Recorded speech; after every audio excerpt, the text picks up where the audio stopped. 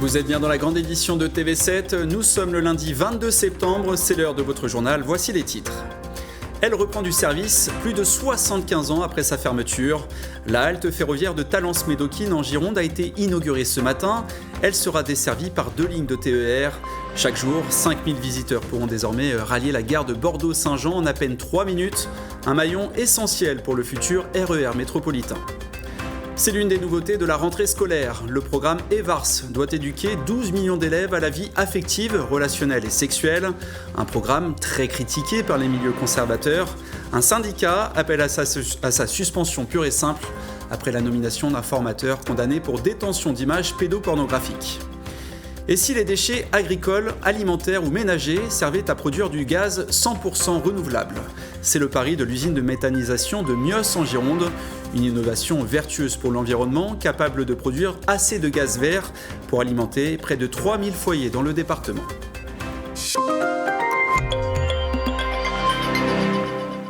Elle n'avait plus accueilli de train de voyageurs depuis 1949. La halte ferroviaire de Talence-Médoquine a repris du service hier. Il a fallu 18 mois de travaux et 30 millions d'euros pour réhabiliter l'installation désormais desservie par 2 lignes TER. Elles permettront chaque jour à 5000 voyageurs de rallier la gare Saint-Jean de Bordeaux en moins de 5 minutes. Les explications d'Antoine Rivalin, présent ce matin à l'inauguration.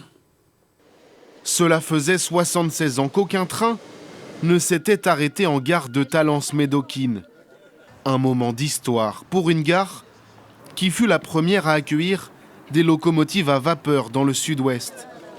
L'avenue de la gare a enfin retrouvé pleinement son nom. C'est surtout la capacité demain de prendre son train pour aller du côté du Modoc, aller à Libourne, aller sur le bassin d'Arcachon, ce fameux train du quotidien dont on a tant besoin et qui nous a tant manqué durant les 80 ans qui viennent de s'écouler. Il y a 18 mois, démarrait un chantier d'envergure. Aujourd'hui, la halte est prête à voir défiler 4400 usagers par jour et 82 trains sur les lignes Arcachon-Libourne et celle du Médoc. Talence était l'endroit le plus adapté. Il y a le domaine universitaire, il y a la proximité avec la gare Saint-Jean. Donc c'était évident qu'il fallait régénérer et remettre en service ce site. Un site devenu maillon essentiel du projet RER métropolitain. La halte répond aussi aux besoins actuels de réduction des inégalités d'accès au transport, de lutte contre la congestion routière et de décarbonation des déplacements. Quand vous développez l'usage ferroviaire, vous divisez par 4, même plus, je ne sais plus, c'est moins 70% par rapport à une voiture. La Nouvelle-Aquitaine possède le plus long réseau ferroviaire de France. Plus de 100 000 passagers empruntent le TER chaque jour. Dans le reste de l'actualité, le département de la Gironde a hissé aujourd'hui devant ses bâtiments de Bordeaux-Mériadec les drapeaux d'Israël, de la Palestine et celui de la paix. Une initiative prise avant la reconnaissance officielle de l'État de Palestine par Emmanuel Macron. Ce sera ce soir devant l'Assemblée générale des Nations unies. Dans le reste de l'Hexagone, le drapeau palestinien a été hissé sur les mairies d'une 50aine de villes, malgré l'interdiction du ministère de l'Intérieur. C'est l'une des nouveautés de la rentrée scolaire. Le programme EVARS doit sensibiliser 12 millions d'élèves au consentement ainsi qu'aux violences sexistes et sexuelles.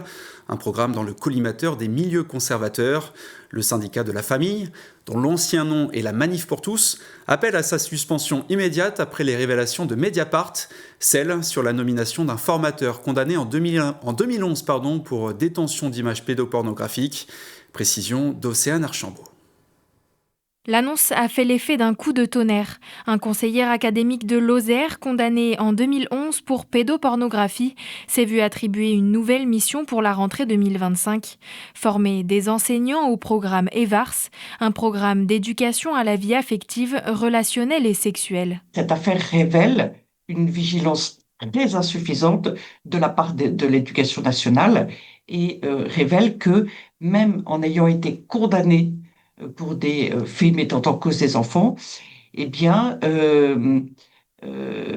ces personnes peuvent malgré tout intervenir sur ce sujet, que ce soit de manière directe en salle des classes ou indirecte. L'homme s'est vu retirer ses fonctions par la rectrice de l'Académie de Montpellier, mais pour la présidente du syndicat des familles, le danger est encore là. C'est essentiel de suspendre les VARS pour reprendre à zéro ce qui visiblement n'a pas été fait. Nouveauté de cette rentrée, le programme impose 3 séances d'éducation à la vie affective, relationnelle et sexuelle chaque année. Les questions d'intimité, de consentement, de stéréotypes ou encore de contraception y sont progressivement abordées selon le niveau des élèves. Le syndicat de la famille s'y oppose depuis le début, mais pour le planning familial, sa suspension, même temporaire, est inenvisageable. On est face à un désastre national qui est qu'aujourd'hui, un enfant, toutes les 3 minutes, est victime d'inceste, de viol, d'agression sexuelle. Donc, à quel moment on s'occupe d'eux réellement ? En France, au moins 160 000 enfants subissent des violences sexuelles chaque année. Elle a été désignée grande cause nationale en 2025. La santé mentale fait l'objet d'une commission d'enquête à l'Assemblée nationale. Elle s'intéresse plus exactement aux failles dans la prise en charge des patients. Son rapporteur, le député de Gironde, Sébastien Saint-Pasteur, était ce matin en visite à l'hôpital psychiatrique Charles Perrin de Bordeaux. Emma Sicli, bonsoir. Bonsoir Yoann. Emma, d'abord, pourquoi cette commission et à quoi va-t-elle servir ? Alors, cette commission, elle a été créée le 1er juillet 2025 à l'initiative du groupe socialiste exerçant ce qu'on appelle son droit de tirage. Elle est composée de 30 députés issus de tout groupe politique à l'Assemblée et ses objectifs, bien sûr, c'est de connaître les défaillances des politiques publiques dans la prise en charge de la santé mentale et du handicap et ensuite, bien sûr, le coût de ces défaillances pour la société. Alors, pour répondre justement à ces questions, le député de Gironde, Sébastien Saint-Pasteur, vous l'avez dit, a été nommé rapporteur. Qu'est-ce que ça veut dire concrètement ? Eh bien, c'est lui qui est allé donc sur le terrain pour se rendre compte des réalités, rencontrer les personnels soignants, visiter les établissements, comprendre un petit peu les problématiques, les enjeux. Et nous, ce matin, nous nous sommes intéressés effectivement à la santé mentale. Donc, il est d'abord allé au centre médico-psychologique de Pessac pour rejoindre ensuite l'hôpital psychiatrique Charles Perrin à Bordeaux. Et ces visites, elles visent à pointer les défaillances du système, mais aussi à mettre en lumière les initiatives locales. Et justement, à l'hôpital Charles Perrin, l'un des enjeux majeurs, c'est la prévention du suicide, avec des dispositifs pensés pour accueillir les patients en amont et éviter l'engorgement des urgences, c'est ça ? Exactement, et ils ont présenté en fait ces dispositifs-là, donc à commencer par le dispositif Question Psy, qui est en fait un dispositif local, un numéro d'appel gratuit destiné aux Girondins et aux Girondines pour de l'orientation et des conseils sur la santé mentale en général. Et ensuite, nous avons pu aussi visiter les locaux du numéro 3114, le numéro national de prévention au suicide, qui est également un numéro gratuit, confidentiel, accessible 24 heures sur 24, 7 jours sur 7, et là destiné aux personnes en détresse, mais pas que, également aux proches, aux endeuillés par suicide, et également aussi aux professionnels qui auraient besoin de conseils. Et pour cause, le suicide cause chaque année 9200 décès, 200 000 tentatives de suicide et 74 000 passages aux urgences. Et du coup, face à ce lourd constat, Sébastien Saint-Pasteur veut mettre l'accent sur ces dispositifs de prévention que l'on appelle de la prise en charge précoce, avec bien sûr les coûts évités. Alors les coûts évités, c'est bien sûr éviter les trop grosses dépenses dans un contexte de budget sous tension. On l'écoute justement. Mais l'approche médico-économique, c'est-à-dire coût évité, elle vise aussi à dépasser il faut toujours mettre plus d'argent. C'est-à-dire on met peut-être un peu plus d'argent, mais pour éviter des dépenses à moyen terme. On doit encore progresser aussi pour que les dispositifs, le 3114 par exemple, il doit être encore plus connu, parce que c'est comme ça en fait qu'on fait progresser la prévention. La prise en charge rapide, elle permet d'éviter l'hospitalisation. Une hospitalisation, ça coûte 3, 4, 5, 6, 10 fois plus cher qu'une prise en charge en ambulatoire. Les auditions se terminent le 31 octobre prochain, puis viendra bien sûr la rédaction de la commission qui devrait être rendue à la fin du mois de décembre avec peut-être un projet de loi à la clé. Merci beaucoup Emma Sicli. On passe maintenant à cette question. Et si le fumier de nos agriculteurs ou même nos déchets alimentaires servait à produire du gaz 100% renouvelable ? C'est la prouesse réalisée par l'usine de méthanisation de Mios en Gironde. Un procédé bénéfique pour l'environnement. En Nouvelle-Aquitaine, près de 70 unités de ce type sont déjà en activité. Alors qu'en est-il en Gironde et jusqu'où ce modèle peut-il se développer ? Élément de réponse avec Tristan Lambert.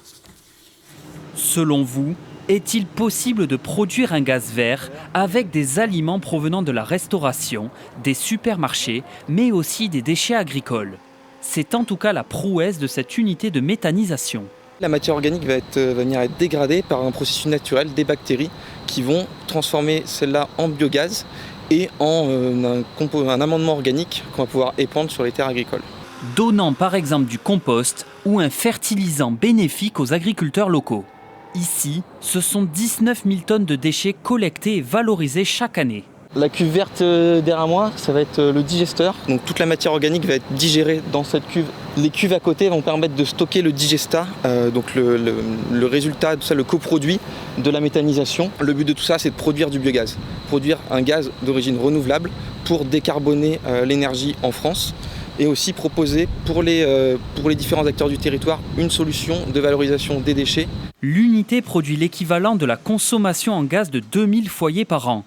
En Gironde, 11 méthaniseurs de ce type sont déjà en service.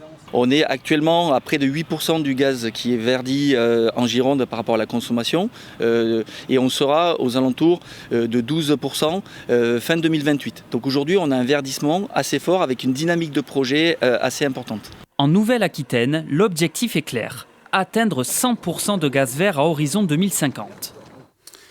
On passe au rugby à présent. Top 14, l'UBB retrouve le sourire après la déculottée subie il y a 8 jours sur la pelouse du Racing.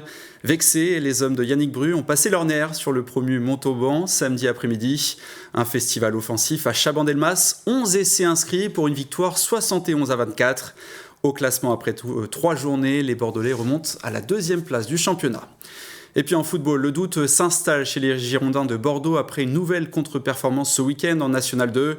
À domicile, les Marinés Blancs, globalement dominateurs, ont buté sur Angoulême. Score final 1-1 entre les deux équipes. Avec ce match nul, Bordeaux reste à 5 points du leader. Un résultat qui laisse un goût amer à l'entraîneur Bruno Irles. À quelques jours de l'entrée en lice en Coupe de France, écoutez. Ouais, c'est 2 points de perdus, parce que quand on est à la maison, on se doit de prendre 3 points à chaque match. Maintenant, je pense que notre entame de deuxième mi-temps nous fait mal ce soir. Je pense qu'on est resté un peu au vestiaire sur le début de seconde mi-temps et on le paye cash. Donc bien sûr, c'est 2 points de perdus ce soir. Ce soir, on est à 5 points de la tête du championnat. Effectivement, on aurait aimé gagner. On a beaucoup donné, on est rentré beaucoup trop timoré, on n'était pas là sur 5-10 minutes et on le paye parce qu'on doit aller chercher après, revenir, aller chercher à marquer un deuxième but et même à 10, voilà, fier des joueurs parce que même à 10, c'est nous qui dominions, c'est nous qui avions cette envie. Mais c'est de dire que l'entraîneur des Girondins, quand il n'est pas premier sur la sellette, c'est un pléonasme. Donc c'est enfoncer des portes ouvertes.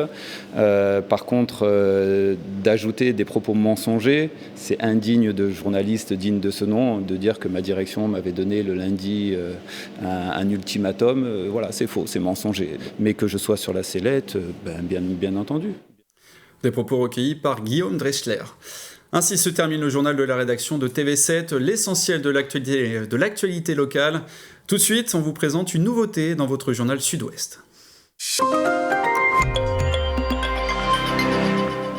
Et pour vous présenter cette nouveauté, j'ai le plaisir d'accueillir Marie-Luce Ribaud, rédactrice en chef des suppléments Sud-Ouest. Marie-Luce, bonsoir. Bonsoir Yoann. Marie-Luce, le suspense est insoutenable, dites-nous tout.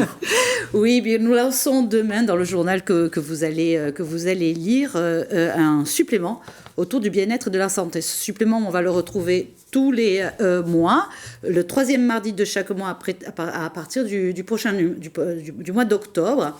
Pourquoi nous avons fait ça ? On a fait ça parce qu'on pense sincèrement que le sujet de la santé, mais sous un aspect de prévention, de bien-être, est quelque chose de très important et les gens vraiment se passionnent pour ça.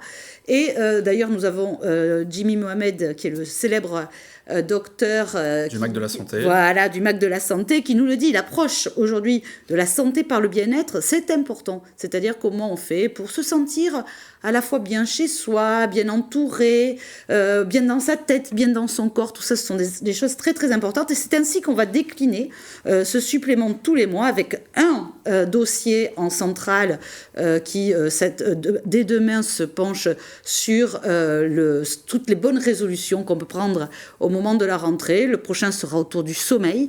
On est allé dans toute la région parce que ce supplément s'intéresse à toute la région. On commence par exemple, tout un sujet aussi, comment Arcachon se soucie beaucoup de ses habitants pour faire en sorte qu'ils se sentent en bonne santé.